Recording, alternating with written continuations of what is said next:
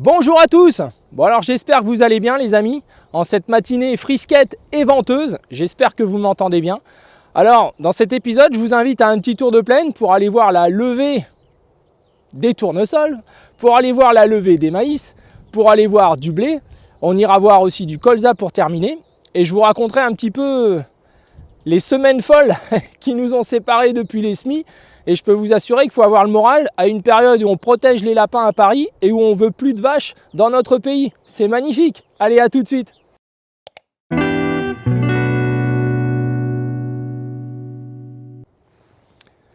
Alors, on va commencer par le tournesol, donc sur le site principal, dans la dernière parcelle que nous avons semée en tournesol. On avait fait une vidéo dédiée d'ailleurs sur ce sujet. Et donc ça a été une période, il faut le dire, et c'est toujours une période, il faut le dire, très compliquée. Pour être franc, depuis que je suis installé, je n'ai jamais vu ça. À croire que depuis que je fais des vidéos YouTube, c'est de plus en plus compliqué. Mais bon, c'est comme ça. On est en train de terminer nos tours de plaine avec Mathieu, avec nos partenaires, et on constate que dans beaucoup de régions, c'est très problématique. Il y a beaucoup de ressemis de tournesol comme de maïs. Alors nous, pour les maïs, c'est sauvé à 100%. Alors ça pousse pas vite, mais il n'y a eu aucun souci. Ni d'oiseaux, ni de limaces, ni tout ça, puisqu'on avait anticipé les choses. Pour les oiseaux, on n'a pas eu à lutter contre. Par contre, pour les autres parcelles de tournesol, les 65 hectares, alors là, ça a été une galère sans nom. J'y ai laissé une partie de ma santé, des cheveux blancs supplémentaires, mais ça, vous connaissez. Les moyens de lutte, honnêtement, il en faudrait multiplier par 4 ou 5 par parcelle. Donc ce sera un budget déjà là qui finalement n'a pas forcément porté ses fruits. Il y a le petit pantin là derrière. Voilà quoi, il en faudrait 5 pour 10 hectares. Enfin voilà, c'est très compliqué. Tout ce qui est épouvantail, ça ne fonctionne pas. Les oiseaux se posent même dessus. Tout ce qu'on a pu essayer, et je crois que je ne suis pas le seul, à 10 mètres, les pigeons ne s'enfuyaient même pas. Alors résultat des courses, puisqu'au lieu de parler, voilà, donc on a des levées qui sont correctes. Et pourtant, j'envisage de refaire cette parcelle-là. Alors, elle n'est pas prioritaire pour moi. Mais c'est comme si je ressentais, comme depuis le départ des semis-tournesol, où j'ai dit ça ne va pas le faire. Je l'ai dit tout de suite au bout de 2 jours, quand j'ai vu et le temps et la lenteur de lever, etc. Ce sont des plantes qu'il faut qu'ils pulsent. Et ce qui peut expliquer d'ailleurs les ravageurs, c'est le fait de la lenteur de pousse. Et là, à 15 jours, on a ce temps-là d'annoncer. Alors, vous allez voir, pour d'autres cultures, c'est plutôt pas si mal que ça. Mais pour celle-ci, alors, qu'est-ce qu'il faut faire quand c'est comme ça? Là, on voit, on a des rayons bien levés, on se dit là, franchement, on ne refait pas. Et puis on a d'autres endroits où là, on a 5 mètres, il n'y a plus un tournesol. Ils sont coupés à ras-terre. Alors je ne vais pas vous faire des vidéos, vous ennuyer avec ça, mais en gros, ils sont coupés à ras-terre, parfois sur des grandes longueurs. Il y a eu quelques pics de corbeaux, mais c'est très faible, c'est surtout les pigeons. Quelques petites limaces stéricoles aussi. Donc coupés à ras-terre, en théorie, ils repartent. Mais alors déjà, lentement, en année normale, comme je le disais, entre 50 et 70%. Mais une année comme cette année, ils sont en train de durcir et je pense qu'ils ne vont rien faire du tout en fait. Voilà. Donc mon sentiment, dans plus de la moitié des parcelles, c'est d'envisager le ressemis. Sur l'autre site, je n'ai pas désherbé. Ici, j'ai désherbé. Derrière les désherbages, je vous l'ai dit l'autre fois, on peut faire du maïs. Donc moi ici, sur ce site principal, je vais certainement refaire du maïs. Mais je ne me précipite pas. Déjà, je vais recevoir les semences aujourd'hui. Il fallait bien se positionner à un moment donné. Je les ai pris en traitement corite car j'ai pas envie d'être embêté. Parce que quand je vois la quantité de pigeons qu'il y a, qui ne sont plus là en ce moment, puisqu'ils ont fini le travail en partie, et puis il fait froid, il y a du vent, ils n'aiment pas trop ça. Mais je me dis que si je recommence ici, le tournesol, ça va être pareil. Le maïs, c'est plus rustique. Par contre, sur l'autre site, où je n'ai pas le choix, je ne peux pas faire autre chose que du tournesol, sur certaines parcelles en tout cas, eh bien j'envisage de ressemer une partie. Il y a une partie, c'est bon, il y a une vingtaine d'hectares, c'est bon. Mais il y a une quinzaine d'hectares, voilà, j'hésite.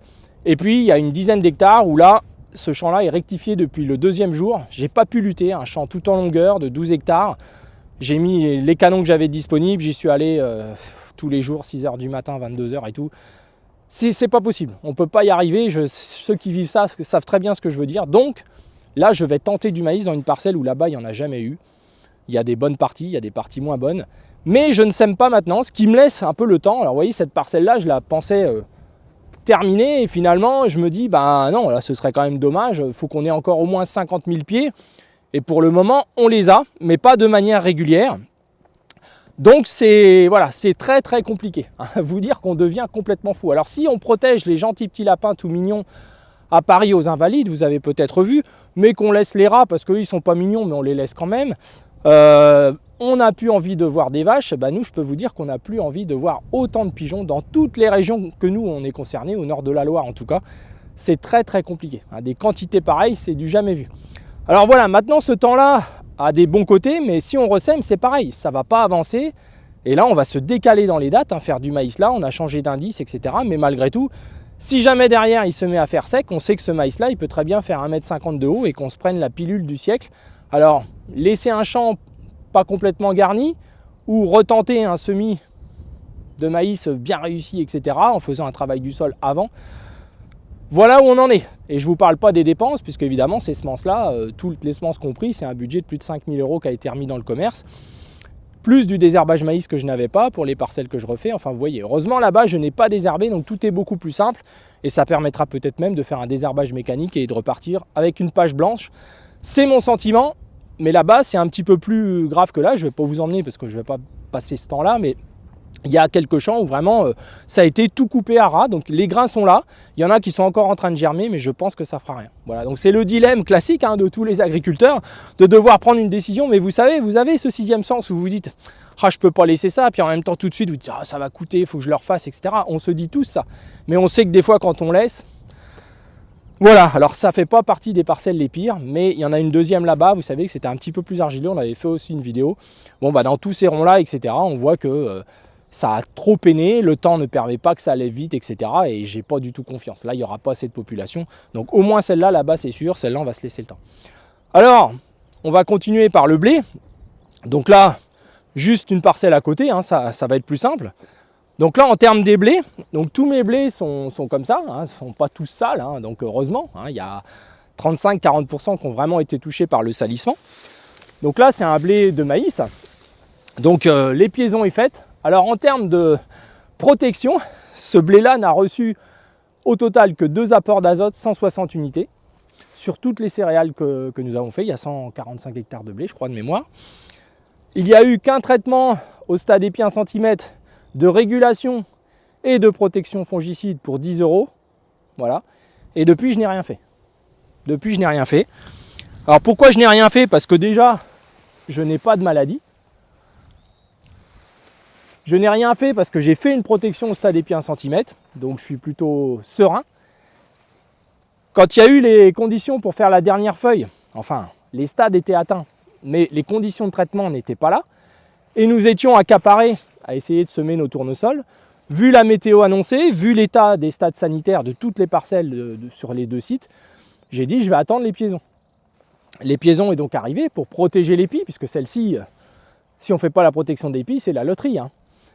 Aujourd'hui, avec la météo qu'il y a au moment de l'épiaison, la non-présence de septoriose ou d'autres maladies, rouille ou autres, le fait qu'à 15 jours, il y a une météo annoncée comme ça, sèche, pas d'hygrométrie, froide, il n'y a rien de propice aux fusarioses. Donc, je pense que pour cette année, en tout cas, il n'y aura rien d'autre. Ça m'arrange car mon local phyto est plein de produits phytosanitaires pour l'année prochaine. Et au regard de tout ce qui se prépare, je pense que ce n'est pas une mauvaise chose. Voilà, alors on pourra en reparler, je pourrais répondre à vos questions, mais je pense qu'il faut vraiment, et on bossera à ça cet hiver, que tout le monde comprenne comment les maladies se développent, quelles sont les conditions qui permettent leur développement. Il y a plein de liens dont beaucoup de monde en parle sur Facebook et ils ont raison, sur la nutrition, sur tout ça, et on sait que cette année la nutrition a été très chaotique. Il y a des problèmes de fécondité dans certaines escourgeons, etc. Donc les escourgeons, c'est exactement la même chose. Je ne vous emmènerai pas les voir parce que j'ai pas beaucoup de temps. Mais les escourgeons, c'est pareil. Il n'y a eu qu'un traitement au stade épi 1 cm, une régulation. Il n'y a rien eu de fait depuis. Les escourgeons sont rarement, je les ai rarement vus aussi saines, en tout cas. Dans certains secteurs, il y a quelques soucis de ramulariose, mais c'est vraiment très secteur. Donc, c'est une année en termes de climat par rapport aux maladies qui est plutôt très favorable. Par contre, là où c'est pas favorable, c'est sur la nutrition. Beaucoup d'à-coups, beaucoup de problèmes de disponibilité liés à la lumière aussi, manque de lumière, manque d'absorption de soufre, du soufre présent mais mal absorbé, donc une mauvaise valorisation de l'azote. On avait des gros reliquats. Il y a des agriculteurs qui ont 80 unités sur des blés, des gens qu'on suit, donc qui ont vraiment géré ça au mieux. Et pour les maladies, beaucoup de nos partenaires en sont au même topo. 10 € d'investissement et pas de protection de dernière feuille et en attente d'une protection d'épi, mais qui visiblement, vu la météo annoncée, ne se fera pas. Voilà, alors je vous emmène pas voir d'autres parcelles, hein. Elles sont toutes comme ça, que ce soit des blés de colza ou etc. Enfin on en verra peut-être une, oui je passe devant, donc je m'arrêterai si vous le souhaitez. Et puis je vous emmènerai voir du colza, et les escourgeons sont sur l'autre site, donc on n'ira pas les voir. Mais voilà en gros la situation. Donc un côté très compliqué sur les semis, à se demander, pas de problème de structure, vous avez vu les structures, je vous ferai un petit gros plan, les structures ne sont pas abîmées, rien du tout, donc ça c'est déjà positif, on a eu 35 mm quand même. Il y a beaucoup de secteurs, on voit que les tournesols, hier encore en tour de plaine, n'arrivent pas à sortir, ils sont sous la croûte. Et voilà, les agriculteurs sont un peu coincés avec ça. Nous, c'est pas notre cas, hein, donc on n'avait pas fait de terre fine et on n'avait pas repris ça trop tôt, même si ça a été compliqué. Hein, c'est vraiment ça le souci. Voilà, bah écoutez, on continue. Alors un exemple de parcelle hein, pour voir le dilemme auquel on est confronté. Donc on voit un rayon globalement bien vert, hein, qui brille bien dans le soleil. On va revenir à une autre période dans la journée, on va se dire qu'il n'y a plus rien. Et puis quand on regarde les pieds, alors parfois il y a 10 altises, des petites altises qui sont dessus, on voit que c'est un petit peu mordu, etc. On a des beaux suivis de plantes à un moment donné. Et puis on va avoir des manques, plus ou moins importants. Et ça forcément, ça pose question. Avec des longs rayons où finalement il en manque une partie. Alors, quand on commence à avoir pris la décision de refaire, il ne faut pas trop se poser de questions. On va encore suivre ça jusqu'au milieu de semaine prochaine, puisqu'on ne va pas semer avant, au regard des conditions qu'il y a. Mais c'est quand même, voilà, il ne faudrait pas faire pire. Si on fait un maïs et que justement il fait froid derrière ou qu'il ne pleut plus du tout pendant 2 mois, là on aurait des maïs sûrement plus minables qu'un tournesol clair et avec des frais différents. Donc voilà, donc c'est juste pour vous partager ce dilemme-là que vous devez connaître. Mais là, on est dans une parcelle qui demande plus de réflexion. Dans d'autres, l'acte est déjà scellé. Hein, où il y a justement, c'est trop coupé à ras du sol. Les graines sont là, elles n'ont pas été mangées du dessous, mais les oiseaux, on les a trop ralentis. Et nos qualités de graines cumulées au climat, je ne pense pas que ça pourra se remettre. Allez, on continue. Alors, dans une parcelle de maïs, donc qui est bien rayonné, hein, donc il n'en manque pas un pied, hein, tout s'est vraiment bien passé. On est dans la parcelle de la grosse bêtise, vous savez. Ah ça va, hein. Bon ça s'est bien passé, il manque pas un pied. Alors vous dire que le climat actuel est favorable à du maïs, je pense qu'il faut quand même pas se mentir. C'est vraiment tout sauf ce qu'il lui faut, hein. Donc là il fait 5 degrés ce matin, il y a un de ces bons sens de vent, donc je parle assez près des micros, j'espère que j'ai pas le choix. Donc on a toujours nos petits ronds, on en voit quelques-uns de chardon, vous voyez comme là. Donc on en a éliminé quoi, 30% par le travail du sol.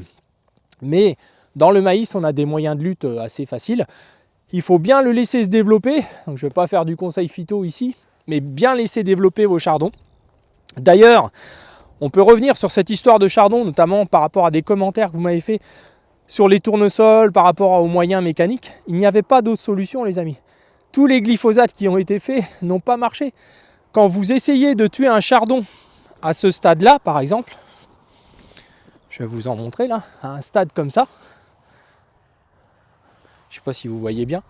On va se mettre comme ça là, voilà. Un stade comme ça, un chardon au glyphosate, ça ne marche pas. Ça ne marche pas. Il est trop jeune en fait. Plus il va être développé, plus ça va être facile. C'est valable aussi avec les hormones. Ce sera valable dans le maïs aussi. Il faut savoir attendre qu'il soit de 15 cm minimum. Donc du coup, il y a eu des glyphosates qui ont été faits dans les tournesols ou avant des maïs qui n'ont pas fonctionné. Donc avant les maïs, c'est pas compliqué. Donc c'est pour ça qu'on n'avait pas d'autre solution. Quand je vous disais l'autre fois, on a déjà des moments dans la vie où on est dans une impasse technique, où on sait qu'on va avoir en tout cas des problèmes. Donc le fait peut-être de ressemer certaines parcelles va me permettre peut-être de résoudre cette histoire de chardon, en tout cas plus facilement, soit en remettant du maïs, soit par le travail du sol à nouveau, je vais les réépuiser et peut-être qu'ils repartiront moins violemment ou j'en aurai encore éliminé 30% de plus. Parce que si j'attends vraiment qu'il fasse 15 cm, je vais semer mes tournesols au mois de juillet. Et là par contre, il y a une grosse prise de risque. Alors rassurez-vous pour les dates de semis, hein, je le redis, si on a les sommes de température, on ne peut pas présager de l'arrière-saison et peut-être qu'il y a beaucoup de choses qui vont se décaler avec ces changements climatiques, il faut bien le savoir. Voilà. Donc on va continuer, on va aller voir du colza. Allez, à tout de suite. Alors dans un blé de colza, toujours pareil, une seule intervention phytosanitaire, mais je vais en profiter pour vous montrer quelque chose. Alors je voudrais en profiter pour vous montrer quelque chose sur un pied. Alors c'est pas facile avec la caméra. Sur la voiture, ça va peut-être être plus facile. Donc vous voyez là, la tache. Donc ça c'est de la fusariose nivalée, qui est sur tige. Mais elle n'est pas arrivée hier, hein, elle est sur tige depuis déjà un certain temps. Alors en effet, les fusarioses peuvent s'observer tout au long de la saison. On peut en voir à l'automne sur les résidus de récolte, hein, je vous en ai déjà montré, je vous en ai déjà parlé. Donc les deux fusarioses, la nivalée et la roséum. Donc là, celle-ci qu'on a vue sur la tige, ça peut être présent depuis le mois de février. Attention, ça ne dépend pas que du précédent. Là, on était sur un blé de colza. Ça peut être sur un blé de maïs comme celui-ci derrière. Mais en réalité, c'est sur les résidus que cette maladie se conserve et se développe. Ensuite, elle monte sur la tige.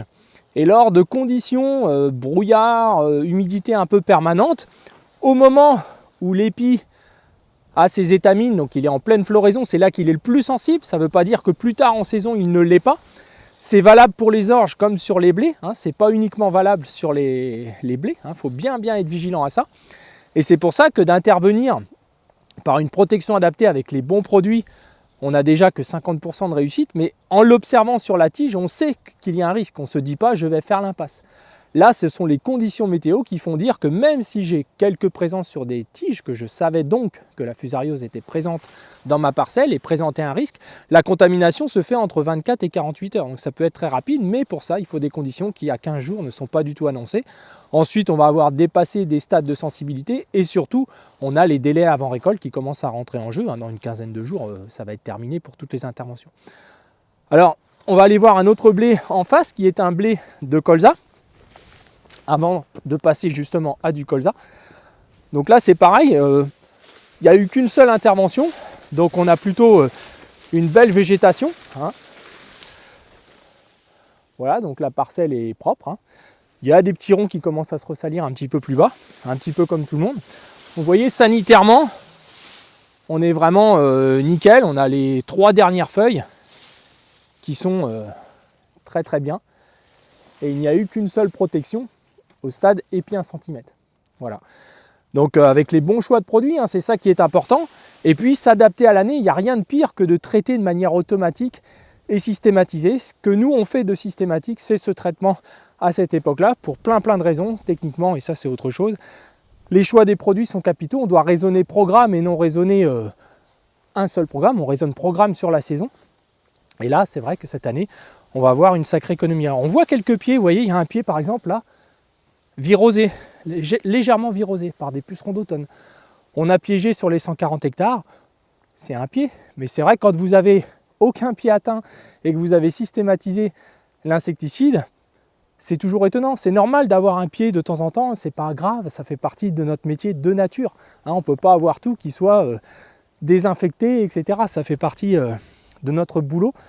Après, concernant les interventions de traitement, soyez raisonnable, je pense. Enfin, j'ai pas de conseils à vous donner, hein.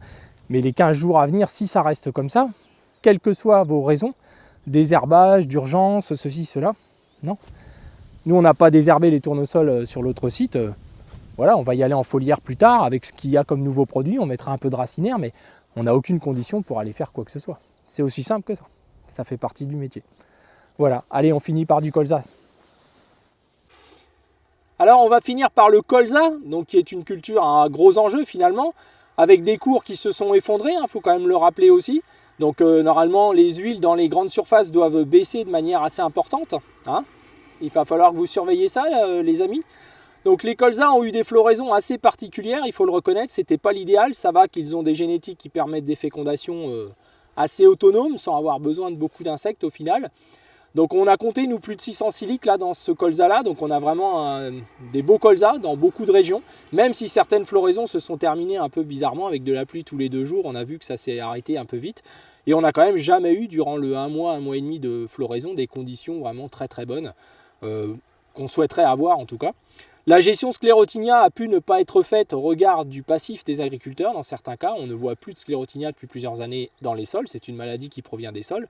Donc certains ont fait des impasses de fongiques. Ce n'est pas le cas ici, puisqu'il y avait quand même un risque au moment justement de la floraison, les pétales qui tombent avec l'humidité, hein, si vous vous rappelez. Voilà, donc une culture qui va avoir quelques impasses techniques l'année prochaine avec le retrait encore d'un insecticide.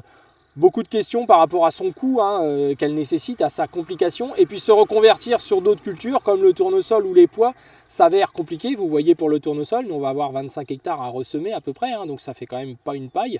Voilà, donc c'est compliqué, c'est la météo. Alors j'emploie beaucoup ce mot compliqué, mais c'est vrai que c'est quand même un peu le cas. C'est difficile, on va dire.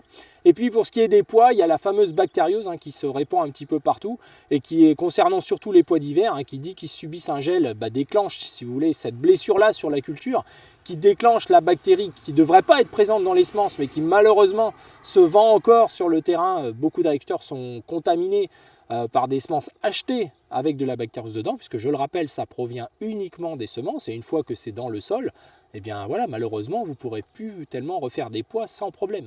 Donc, vous voyez, c'est quand même des enjeux importants, parce que quand on élimine ces cultures les unes après les autres, qu'est-ce qui va rester? Et c'est votre question dans beaucoup de commentaires, qu'est-ce que je peux faire? En fait, c'est une prise de risque ou des cultures qui n'ont plus les rentabilités nécessaires, et ça, il faut que tout le monde le sache. La prise de risque et les aspects économiques, c'est pour nous. Si c'est pour faire une bonne année tous les 10 ans, et puis après les payer toutes les années qui suivent, c'est quand même consternant. Alors je vais conclure cette vidéo puisqu'elle est déjà assez longue. Voilà, je vous l'ai fait comme je fais mon tour de plaine entre nous. Alors ça peut peut-être des fois être un petit peu plus long qu'à l'accoutumée, mais c'est important voilà, de vous dire les choses, de la réalité, de ce qui se passe chez nous et chez vous sans doute. Voilà. Je vous dis à bientôt et puis pour une prochaine vidéo qui sera peut-être sur la fin du désherbage. Et puis après on a beaucoup de choses à parler, notamment des amendements basiques puisque vous allez commencer à vous positionner. Les achats aussi par rapport aux engrais de fond, on en reparlera un petit peu. Voilà, pour les composts on va dire que c'est réglé pour cette année. Mais voilà, je vous souhaite à tous bon courage en attendant. Et puis j'aurai peut-être une surprise pour vous dans le week-end ou dans le début de semaine prochaine. Si, voilà, je vous dis rien. Je vous dis à bientôt. Hop, hop, hop, ne partez pas les amis, ne partez jamais avant la fin du générique, petit conseil, c'est comme au cinéma. Non, trêve de plaisanterie, quelques jours se sont passés depuis la vidéo que vous venez de regarder et je me suis rendu donc sur l'autre site pour suivre mes champs de tournesol. Donc le bilan ne serait pas forcément aussi catastrophique, mais forcément il fait plus chaud, etc. Donc les plantes évoluent, on commence à bien apercevoir les rayons, certaines parcelles étaient déjà entre guillemets bien parti, mais voilà, ça continue sur le chemin, mais on a toujours des zones où voilà, on se dit bah là il y a un rond à refaire, enfin vous connaissez ça. Les lièvres, j'ai jamais vu autant de lièvres, j'en ai pas parlé dans le reste de la vidéo, mais j'ai vu des cercles de 10, 12, 15 lièvres ensemble, qu'on voit jamais le reste de l'année, on en voit un ou deux qui traînent, tout le monde dit il n'y a plus de lièvres, et j'ai eu pas mal de contacts qui m'ont confirmé la même chose. Donc ça a été une année très favorable au développement des lièvres et ils sont donc présents. Donc eux, alors eux, ils font pas de quartier. Dès que ça pousse, ils coupent et ainsi de suite. Donc ils sont en cercle, ils rigolent, ils ont peur de rien. Donc ça aussi, ça ne conditionne pas à dire on va ressemer rapidement parce que quand on va ressemer, il va falloir que ça pulse, qu'il y ait tout de réuni, qu'on puisse bien désherber derrière, qu'on puisse bien surveiller, que tout se passe bien. Là aujourd'hui, même les canons avec le vent n'ont pas l'effet qu'ils devraient avoir. Enfin, vous connaissez ça, je ne réinsiste pas là-dessus. Donc nous, en tout cas, on va pas ressemer, on va laisser encore une semaine, parce que de toute façon, voilà, il n'y a pas les conditions, on ne peut pas désherber, avant de prendre une décision définitive, mais on a dû quand même s'approvisionner, et ça, vous en doutez bien, pour être prêt, parce qu'il y a déjà des manques partout. Dernière chose, et là, ça vient gâcher un peu le tableau, encore un petit peu plus, ce sont les escourgeons. J'ai été voir mes escourgeons que j'ai vus il y a une petite semaine, qui étaient vraiment sains, avec seulement une intervention à épi 1 cm, je n'avais pas trop pu intervenir après, c'était sain, je dis je ferai l'épi, puis on est passé avec ce temps-là depuis déjà 10 jours, là, et donc l'épi n'a pas été protégé, la dernière feuille non plus de par le fait, et donc il y a explosion de ramulariose, mais chez des gens qui ont aussi fait les protections, puisque c'est une maladie de faiblesse sur lesquelles les actions sont très compliquées, il faut être franc, parce que cette année ça a été boosté, donc voilà, brûlure pollinique, la luminosité importante, et là ça a vraiment cramé l'ensemble. Donc on voit ça dans tout le secteur, j'ai le téléphone qui sonne depuis quelques jours, on a des partenaires qui ont fait ce qu'il fallait, et pourtant, moi je pensais pas être dans le secteur concerné, et en fait, c'est pas le cas, tout le monde est concerné dans la zone. Donc malheureusement, ça va être entre 500 kg et 1 tonne de moins, c'est sûr, en rendement, enfin ça risque de faire mal. Donc sur 25 hectares, voilà, donc un truc de plus à rajouter à la liste. Donc vous voyez, on apprend en faisant, mais là, il n'y a rien à apprendre. Malheureusement, c'est le climat, les impossibilités de faire ce qu'on peut faire pour protéger nos plantes. Pas au bon moment, pas toujours comme on voudrait. Donc voilà, c'est comme ça, ça fait partie de la nature. Et ce droit à l'erreur, on devrait l'avoir, pas seulement pour les impôts. Le droit à l'erreur, tout le monde en parle. Le droit à l'erreur pour la PAC aussi, on devrait l'avoir aussi dans notre métier avec des marges de manœuvre, avec des réserves, mais ça c'est un autre sujet, et pas simplement au coup par coup où le moindre accident va nous créer des complications. Voilà, bah écoutez, en tout cas, je vous souhaite à tous un bon courage. Pensez à vous abonner si ce n'est pas le cas, partagez si cette vidéo vous a intéressé. En tout cas, c'est surtout un relais vis-à-vis de tous les internautes de la chaîne qui nous suivent depuis déjà un certain temps. Et voilà, c'est pour relayer les choses au fur et à mesure qu'on les vit, hein, comme vous. Voilà, alors soyez vigilants, soyez courageux. Et puis là, on va vraiment couper ce week-end. Et je reviendrai vers vous avec une petite surprise, j'espère, si, voilà, si j'en trouve le temps et si tout se passe bien. Ça plaira à certains d'entre vous, puisque certains me l'ont déjà demandé. Donc voilà, de temps en temps, il faut aussi couper 2 jours sur voilà, plusieurs années, ça ne va pas faire de mal. Changer d'air et oublier un petit peu tous ces soucis, parce que je pense que sinon, on va y laisser plus que notre santé. Allez, à bientôt.